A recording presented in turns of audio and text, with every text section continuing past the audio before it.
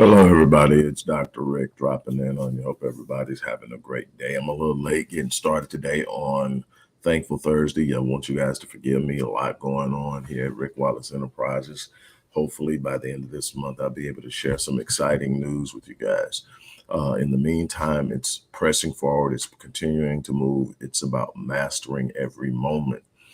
Today is Thankful Thursday. I want to talk specifically about the importance of developing the capacity to lower and raise the volume of your emotions dependent upon what emotion is being dominant at the moment. And I'm going to talk about that a little bit. I want to really quickly point you to the description box, the post box, wherever you're watching this at. Today, since we're talking about managing emotions, managing thoughts, the importance of managing thoughts. Your thoughts are the seeds of your destiny, and how you manage your thinking on a conscious and subconscious level is going to determine the outcome of your life. It's that simple in its principle, but in its practice, it takes development. And I want to show you and teach you how to do that. The Mind Unleashed course is a course I designed to help people manage their emotions, manage their thoughts, literally plant the seeds that will produce the desires that they seek. And I want you to take that. So today, it's out there. Get it. Hopefully, you'll have a better understanding by the end of this video why it's important. But here's the thing. Today, if you decide to sign up today, you will not only get the Mind Unleashed course, but you will also get a power intensive session with yours truly, a $500 value, where we literally sit down and hash out where you're at, where you want to go, what's going on, some of the things that are impeding your progress, some of the things that you can immediately do to change that, and a plan of action to move forward. That comes today free when you register for the Mind Unleashed course. So the importance of being able to regulate your emotions. There's an outline there. If you want to take that outline and copy it down and take notes or whatever, do that. Or just try to use those as talking points for yourself. But the importance of learning how to regulate your emotions. In basic, when you learn how to regulate your emotions, you can benefit from the positive emotions that anchor you in an idea or a notion about something going on. Your emotions are simply this. They are indicative mechanisms. What do that mean? They make you aware of a current reality. If you're experiencing sadness, it's because you're more than likely having or undergoing or have experienced a loss. If you're experiencing anger, it's the idea that in somehow you've been wronged or mishandled, mistreated, or something didn't go the way you wanted. And joy is an emotion associated with things being in a place that you desire them to be in and at an elevated level. The importance of being able to lower or raise the volume. If I am experiencing a negative emotion, it has purpose. So the first thing I must understand is negative emotions have purpose. So if I'm experiencing sadness, if I'm experiencing anger, if I'm experiencing frustration, if I'm experiencing anxiety, it's an indication that something's out of place. It's an indication that something isn't going the way that I desire to go. Now, the problem is most people tend to allow their emotions to rule. So what happens is the emotions become amplified, the volume goes up. So instead of just being alerted to a problem, I become over engulfed in it emotionally, and the emotions are amplified. The volume of the emotion is turned up, and now it turns down my capacity to effectively and properly manage the moment. So what do?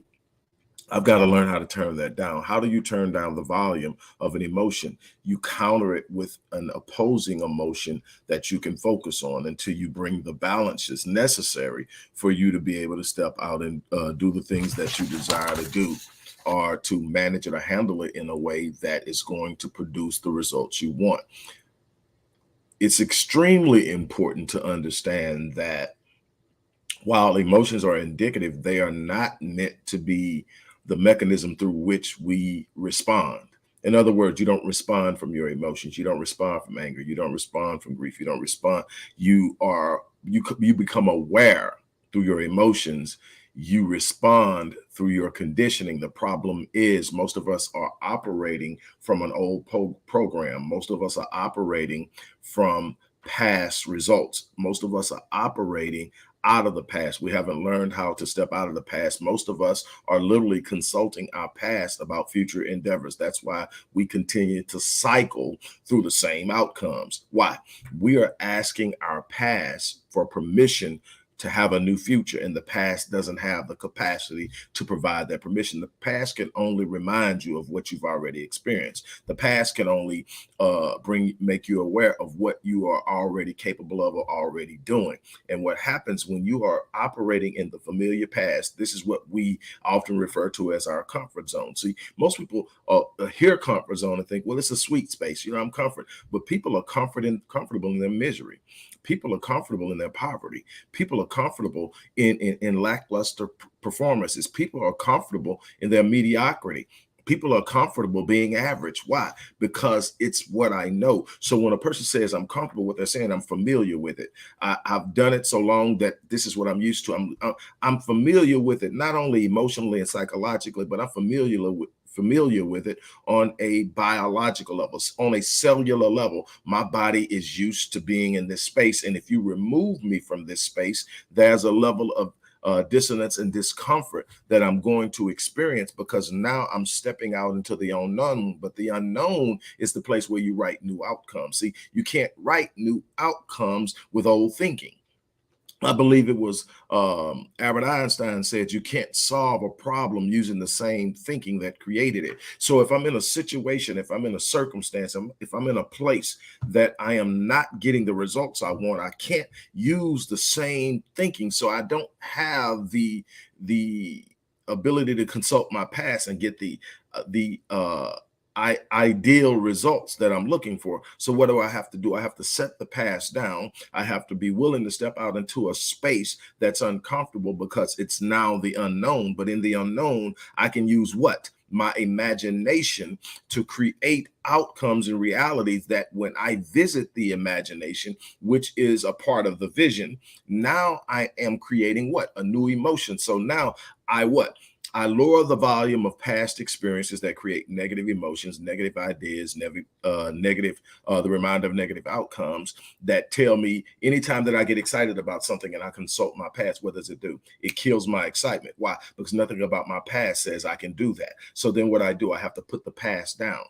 Stop consulting your past, asking for permission to do something great in your future that you've never done before. Les Brown would always say, when you are making up in your mind to do something that you have never done before, something exceptional, something phenomenal, something extraordinary, how you are going to do it at that moment is none of your business. And so you say, well, what does that mean? That means that if I am venturing out into this world to do something that I've never done before, the chances of knowing how to do it are probably slim to none. Why? Because if I knew how to do it and it was doable in my mind, I would have already attempted it. The fact that I've never attempted it tells me I don't know how to do it. So if I consult my past to ask for permission by saying, how do I do this? Then and me making a committed effort to do it is dependent upon knowing how to do it. That's why I'm setting it down. That's why I'm not moving forward, because I'm asking myself to be able to know what to do about something I've never done before. And that's not how you move into new spaces. You move into new spaces by first making a commitment and then expecting the universe to respond. When you sit up, God designed the universe to respond to your faith, right? Faith is what? An action word. James said, you say you have faith without works. I say, I'll show you my faith by my works. You'll be able to see what I believe about my life by the way I move in my life. You'll be able to see what I believe about my life by how I stand, operate, move, the decisions I make. You won't have to ask me a whole lot of questions about what I believe, because you'll see it in my behavior. And so in essence, the universe responds to your faith. When you start to move towards this new thing, when you step out of the old and you let go of it and you decide I'm going to move into something new, the universe conspires with you to make it happen. This is how faith works. First, you sit up and you take a step, the universe moves what you're stepping towards closer to you. It's a journey of two, both moving towards each other, but you're going to have to lower the volume of the negativity, lower the volume of the past hurts, lower the volume of the past experiences, lower the volume of lower expectations, and start raising the volumes of joy, peace, happiness, excitement.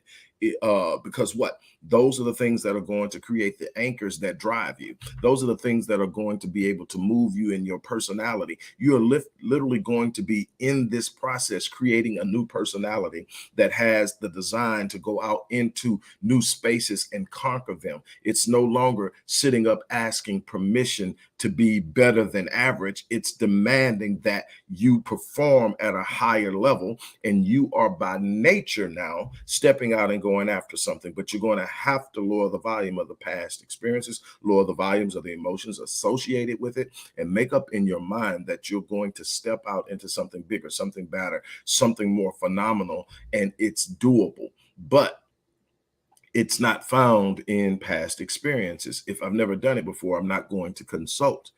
I'm going to consult my imagination to come up with an idea of what I want my future to look like. Then I'm going to start to look for those who have done it, and I'm going to start to observe how they move, how they operate. But the one thing that I'm going to consistently do is nurture the emotion of anticipation, the emotion of excitement, the emotion of joy and elation, the emotion of the happiness that is associated with this new reality that I've created in my mind, that when I visit it enough, I convince the subconscious and my brain that I've already done it, because God designed our subconscious minds and our brains to be incapable of distinguishing between what we imagine and what we actually experience. Why is that? Because if I can train my mind to believe I've done something, the confidence that comes out of that, the expectations of being willing to do that is astronomical. When they asked Roger Bannister, the first person to ever run the mile in under 4 minutes, how did he train? What did he eat? All the different things. This is 1954. Nobody ever did it. It was believed to be impossible. It was called the 4-minute barrier. And nobody had ever ran the mile in under 4 minutes. And when he did it, they asked him, how did he train and what did he do different? And his response was, I didn't train differently. I didn't eat differently. I simply ran it 1,000 times in my mind. That's the power of the mind. The mind is the most powerful force given to you by God. It is literally an image or a connection or a reflection of the divine mind. You literally have the ability to create out of your mind. Your seeds are the thoughts. Your thoughts are the seeds of your destiny. So he stood up and said, I ran it 1,000 times in my mind. See, as he's running it in his mind, he's telling his brain and his body and everything else, look at what we're doing. And the brain and the mind can't distinguish with the fact that, hey, if I can get clear in my imagination, if I can visit it, if I can smell it in my imagination, if I can touch it in my imagination, the brain and the mind can't tell that I'm not actually doing it. The brain and the mind said, look at what we're doing. Well, when I do it over and over again, it tells the brain, we do this every day. So it's no big deal. So when I get out there and it's time to actually physically execute it, it's no different than the other 1,000 times I did it. Now, the beautiful thing about this whole thing with Roger Bannister is that after he did it, in the next 2 years, 2,000 other people did it.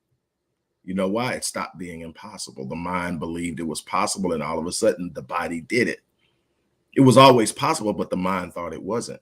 The limiting beliefs are what are holding you back. The limiting beliefs are what is crushing your dream and your vision. The limiting beliefs are what are locking you into predictable futures. It's time to get out of a predictable future. It's time to sit up and say, what will tomorrow hold? What can I create? People are looking at you, judging you on your past. That's their business. You've got to stop setting your standards and your expectations on what's going to happen tomorrow, next month, next year, based off of what you've done in the past. It's time to set the past down. It's time to pick up a new idea about yourself, a new thought, a new expectation, a new standard, a new goal. And then you've got to remove the limits of those beliefs that are saying it's not possible. You got to make it possible in your mind. Use your imagination to create the reality that I'm experiencing it. Now, when I'm doing something that I haven't done before, I don't say I'm going to, I say I am.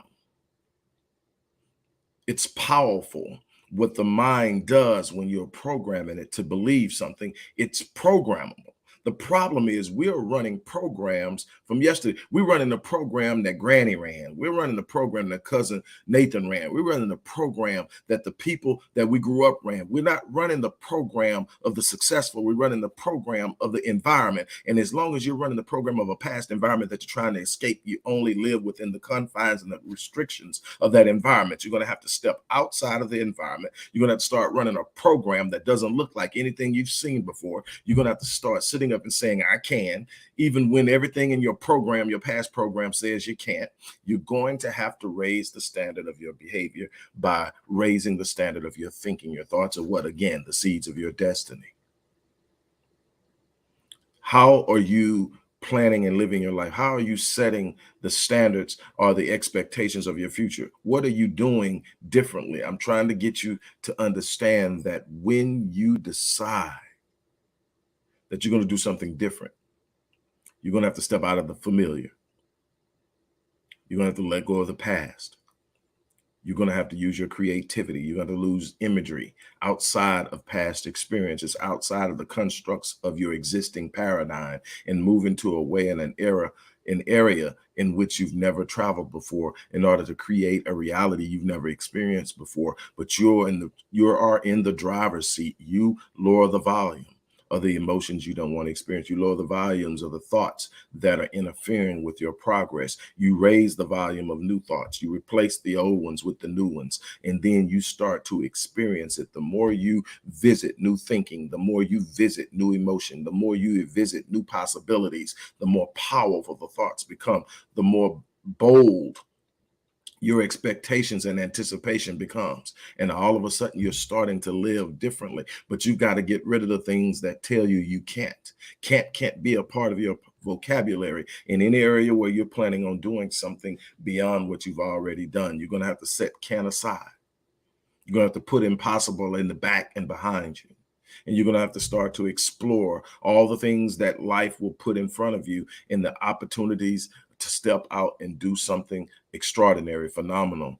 And it's all within your grasp. So I'm challenging you, whatever you're doing, stop playing in the past. There's nothing wrong. Learn from the past. Look at it and say, okay, I did this. I know that didn't work. But it doesn't have the ability to determine what you're capable of, because your capacity is limitless. But the only limitations you have are the ones you accept. So it's not that you can't do it, it's that you believe you can't. Socrates said it, and then I know Henry Ford also quoted Socrates when he says, he who believes he can and he who believes he can't are usually both right. That's the power of belief. What are you believing about your life right now? Is it the life that you want to? Are you believing for the life you want to live, or you believe in the life you've lived that you're not satisfied with? The question needs to be answered. And when you answer the question, if it's not what you want, you need to change your beliefs. You need to change your direction. You need to change your expectations. You need to change what you're anticipating. God meets you at the level of your expectations, not above. I'm challenging you to step out and go beyond.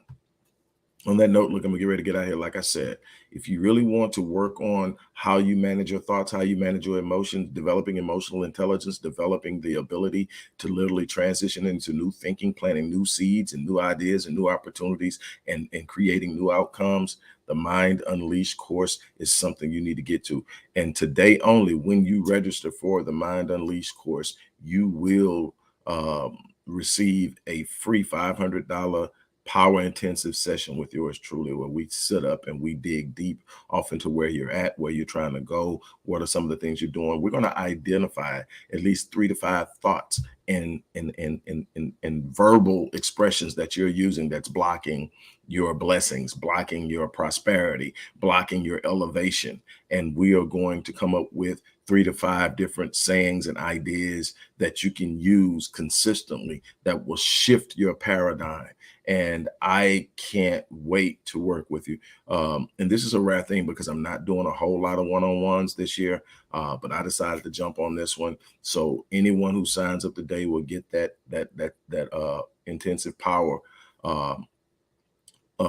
packed session with me. On that note, I'm getting ready to get out of here. You guys have an unbelievable remainder of your day. Thank you for allowing me to drop in. I'm out.